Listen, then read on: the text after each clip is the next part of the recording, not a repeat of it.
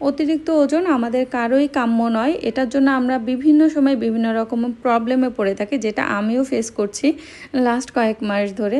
তো ওজন কমানোর জন্য অনেক দিন ধরেই বাসায় আমি ঘরোয়াভাবে ট্রাই করছিলাম, বাট কিছুতেই লাভ হচ্ছিল না, অর্থাৎ রেগুলারিটি মেনটেন করতে পারছিলাম না। তো এটার জন্য আমি ওজন কমাতে সাহায্য করে এমন একটি সেন্টারের হেল্প নেই, যেটার নাম হচ্ছে ফিডব্যাক রিসেট। এটা সম্পর্কে আপনারা হয়তো বা অনেকেই জানেন, আবার অনেকেই জেনে নাও থাকতে পারেন। তো আমি যেহেতু আমার ওয়েট লস জার্নির ভিডিওগুলো আজকে থেকে শুরু করছি, আমি ওয়েট লস জার্নিটা শুরু করেছিলাম গত 1 মাস আগে। তো কিছুটা রেজাল্ট পাওয়ার পরই আমি আপনাদের সাথে শেয়ার করছি বিষয়গুলো।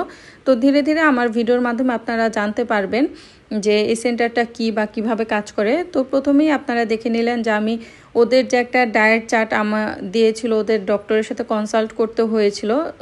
তো সেই ডায়েট চার্ট অনুযায়ী আমি আমার প্রথম দিনের খাবারটা শুরু করি। তো সকালে ঘুম থেকে উঠে আমি খালি পেটে কুসুম গরম পানি খেয়ে নিই। তারপরে হচ্ছে সকালের নাস্তা হিসেবে আমি একটা হাফ বয়েল ডিম নিই। এখানে আপনারা চাইলে ফুল বয়েলও নিতে পারেন, বাট আমার হাফ বয়েলটা পছন্দ, ফুল বয়েলটা আমি খেতে পারি না। সেই সাথে আমি 4 থেকে 5টা স্লাইসের তরমুজ নিয়েছিলাম। যেহেতু ভিডিওটা 1 মাস আগের করা, তো তখন হচ্ছে তরমুজটা খুব ভালোই অ্যাভেলেবেল ছিল।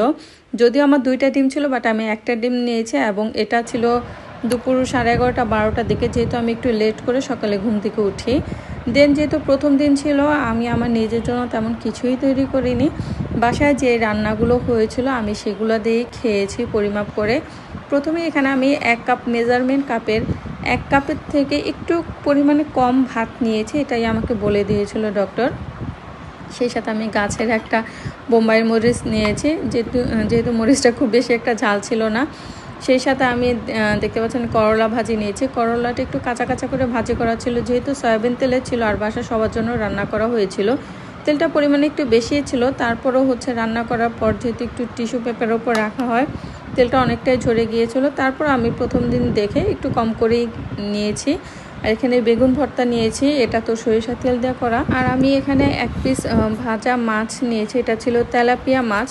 আমাকে বলে দিয়েছিল প্রতিদিন হচ্ছে 60 গ্রাম পরিমাণের মাছ অথবা মাংস খাওয়ার জন্য। তো 60 গ্রামটা হচ্ছে যেভাবে বুঝবো সেটা হচ্ছে যে আমাদের হাতের তালুর সমান 1 পিস মাছ, এটাকে হচ্ছে 60 গ্রাম বোঝায়।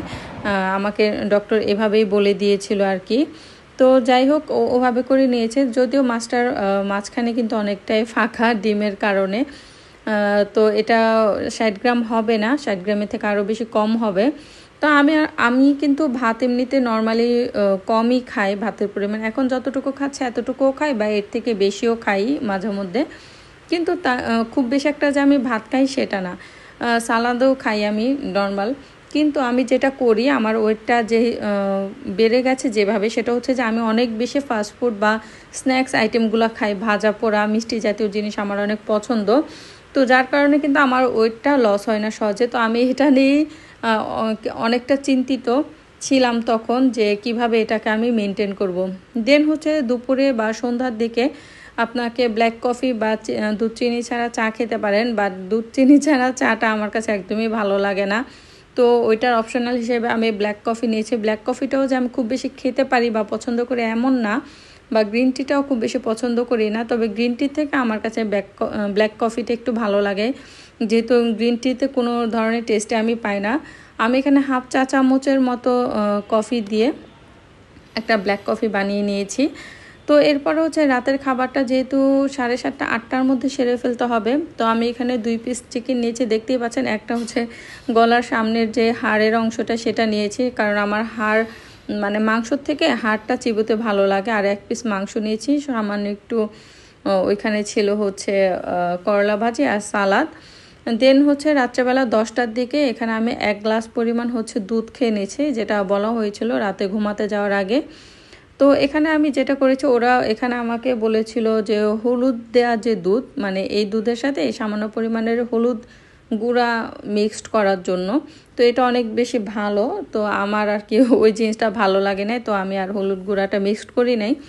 দেন রাত্রিবেলা আমি যেহেতু ঘুমাতে গিয়েছিলাম 1টার দিকে, তো রাতে ঘুমাতে যাওয়ার আগে এই ডিটক্স যে পানিটা এটা আমি খাই। তো এটা আমার যদিও বিকেলে খাওয়ার কথা ছিল, তো বিকেলে আমি ব্ল্যাক কফি খেয়েছি, 2টা ড্রিঙ্কস তো একসাথে খেতে পারবো না আর কি।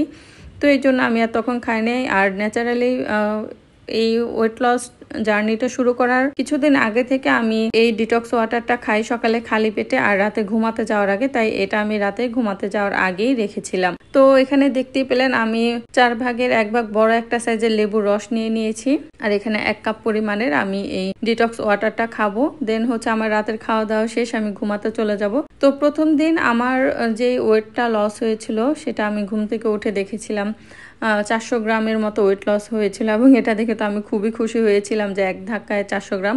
তবে ওয়েট লস জার্নিতে প্রথম দিকে একটু বেশি ওয়েট কমে, যেটা আমার ক্ষেত্রেও হয়েছিল, বাট পরের দিকে ওয়েটটা তুলনামূলক কম কমা শুরু করে। তো আজকের আমার ওয়েট লসের প্রথম দিনের ব্লগটা এ পর্যন্তই ছিল। নেক্সট আমি আরও ব্লগ আপনাদের সাথে শেয়ার করব, এবং সেখানে আমি আপনাদের সাথে কিছু কিছু টিপসও শেয়ার করব যেগুলো আমার ওয়েট লসের ক্ষেত্রে কাজে লেগেছে, এবং আমাকে ওখান থেকেও কী ধরনের গাইডলাইন দিয়েছিল সেগুলো আপনাদের সাথে শেয়ার করব। তো আশা করছি ব্লগটি ভালো লেগেছে। ভালো লাগলে লাইক কমেন্ট শেয়ার করে দেবেন। আল্লাহ হাফেজ।